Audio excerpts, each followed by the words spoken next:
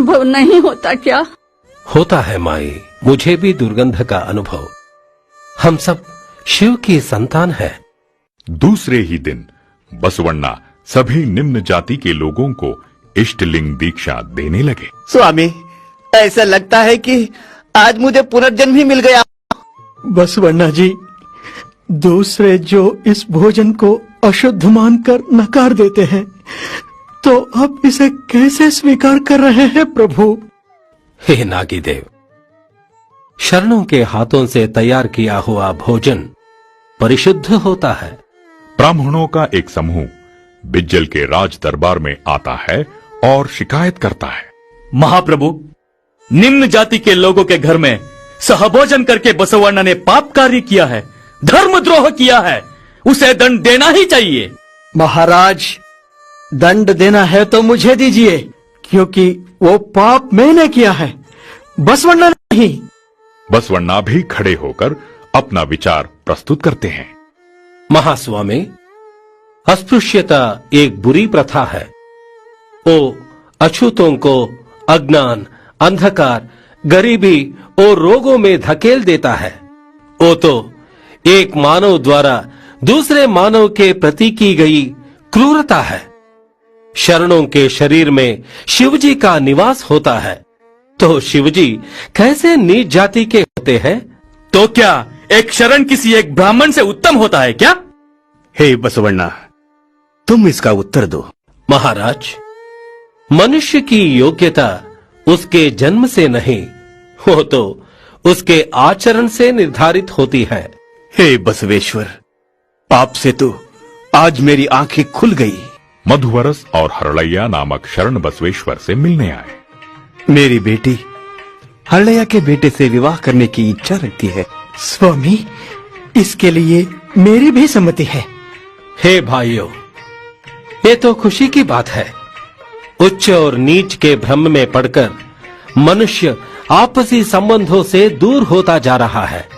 उसके बदले यहाँ एक ब्राह्मण और निम्न जाति वाले के साथ संबंध स्थापित होना तो खुशी की बात है। आप दोनों वास्तव में शरण हैं। आपका कल्याण हो। बसवण्णा शादी में खुद आकर आशीर्वाद देते हैं। बसवण्णा ने नीच कार्य किया है, कुलीन ब्राह्मण समाज को कुलभ्रष्ट कर दिया। भज्जे, इसे नहीं सहा जाता। चलिए हम राजा के पास जाएंगे, इस बार वे जरूर हमारा साथ देंगे। महाप्रभु, निम्न जाति वाले के बेटे ने उच्च जाति ब्राह्मण की बेटी से शादी की है। ये हमारे संप्रदाय के विरुद्ध है। इसके लिए दोनों के पिता मान गए। ये तो खंडन योग्य है। महाराज, क्या इससे भी अधम कोई और कार्य हो सकता है? क्या हम अपनी विवेक बुद्धि खो बैठे हैं? संप्रदायों की अवहेलना करने वाली इस पद्धति को प्राज्ञ लोगों को रोकना चाहिए, अन्यथा पाप बढ़ता जाएगा। बिज्जल के राज दरबार में मधुवरस और हरलैया ये पूछताछ के लिए बुलाए गए। महास्वामी, हमने कोई गलती नहीं की है, क्योंकि हम शरण बने हैं प्रभु। अतः ये जाति पद्धति हमारे लिए लागू नहीं होती। शरणों की दृष्टि में सभी मानव समान होते हैं। हमारे यहाँ कोई ऊंच नीच भाव नहीं है प्रभु। महाप्रभु, ये क्या अन्याय हो रहा है? क्यों हमारे माता पिताओं द्वारा आचरित संप्रदाय के लिए कोई मूल्य ही नहीं? अब अपने को शरण मानने वाला ये हरलैया हमारी इस सनातन जाति पद्धति में कोई विश्वास नहीं रखता है। इससे पता चलता है वो कितना अज्ञानी है। हे प्रभु, इस मंचना का आरोप सही नहीं है। हरलैया के इस वैवाहिक संबंध में कोई गलती नहीं है। शिव भक्तों में उच्च नीच का भाव ही नहीं होता। ये जाति पद्धति उनके लिए लागू नहीं होती। शिवजी के दृष्टि में दो ही कुल होते हैं, एक उत्तम का कुल और दूसरा अधमों का कुल। जन्म से कोई भी मनुष्य उच्च नहीं होता। योग्यता और गुणों से वो उच्च कहलाता है। सनातन वैदिक धर्म के गोत्र पुरुष जन्म से नहीं, अपनी साधनाओं से श्रेष्ठ हुए हैं। अतः हरलैया मधुवरस के लिए उच्च नीच भाव लागू नहीं होता। हे बसवेश्वर, ये सही है कि मैं आपकी चिंतन धारा से जरूर प्रभावित हो गया हूं। मेरा हृदय कहता है कि आपकी बातों में सत्य है, मगर इस विवाह से मैं भी असंतुष्ट हूं। इससे समाज में हलचल मच जाएगी। ये हमें पसंद नहीं है। क्षमा करें प्रभु, राज्य के स्वामी को सत्य का समर्थन करना होता है। जब जनता अपने अज्ञान, अविवेक और अंधविश्वासों की शरण में जाकर गलत रास्ते पर चल रही हो तो उन्हें सही रास्ते पर लाना तो राजा का कर्तव्य होता है। राजा को तो पथ प्रदर्शक नेता होना चाहिए, न कि पिछलगु। ऐसा हो गया तो अनर्थ हो जाएगा। ಲೋಕದ ಡೊಂಕ ನೀವೇಕೆತಿದ್ದುವಿರಿ ನಿಮ್ಮ ನಿಮ್ಮ ಮನವ ಸಂತೈಸಿಕೊಳ್ಳಿ ನಿಮ್ಮ ನಿಮ್ಮ ತನುವ ಸಂತೈಸಿಕೊಳ್ಳಿ ನೆರೆಮನೆಯವರ ದುಃಖಕ್ಕೆ ಅಳುವವರ ಮೆಚ್ಚ ಕೂಡಲ ಸಂಗಮ ದೇವಾ। फिर भी आप जो उपदेश दे रहे हैं उससे तो अशांति बढ़ती है, प्रजाजनों की शांति नष्ट होती है। अगर ऐसा ही है तो मुझे अपने इस मंत्री पद को छोड़ने की अनुमति दीजिए। जिस दरबार में विवेक, विवेचना शक्ति, न्याय ना हो वहां मैं रहना नहीं चाहता। मेरा मन मानता नहीं, मुझे जाने की अनुमति दे। राजा की आज्ञा के अनुसार बसवण्णा कूडल संगम जाने का निश्चय करते हैं।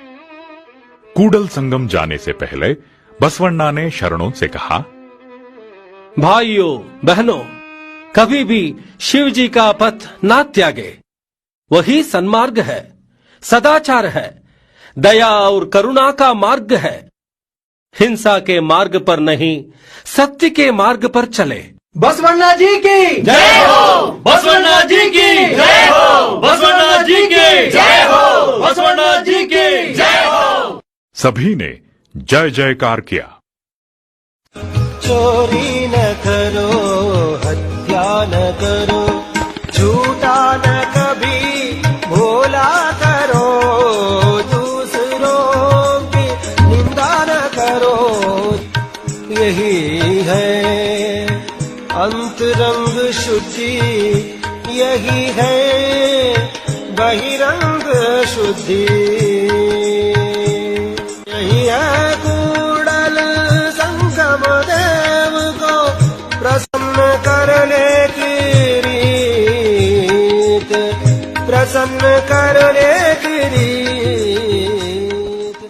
सब कुछ त्याग कर बसवण्णा कूडल संगम पहुंच गए। हे कूडल संगम देव, मेरा सुख दुख, मेरा लाभ हानि आपके हैं। मेरा उतार चढ़ाव सभी आपकी इच्छा पर ही निर्भर है।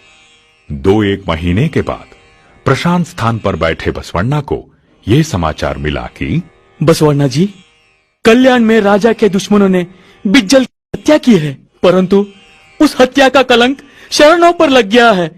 अब शरणों को मार रहे हैं, उनकी हत्या कर रहे हैं। इधर हरलैया और मधुवरस की क्रूरता से हत्या की गई। शिव शिव शिव शिव, हे प्रभु, ये क्या हो रहा है? क्या यही तेरी इच्छा है? इस घटना के बाद बसवेश्वर कूडल संगम के ध्यान में मग्न रहे। कुछ समय के बाद बसवण्णा लिंगैक्य हो गए। भक्ति रूपी पृथ्वी पर गुरु रूपी बीज अंकुरित होकर लिंग रूपी पता बना, लिंग रूपी पते पर विचार रूपी फूल खिले, आचार रूपी कच्चा फल लगे। निष्पत्ति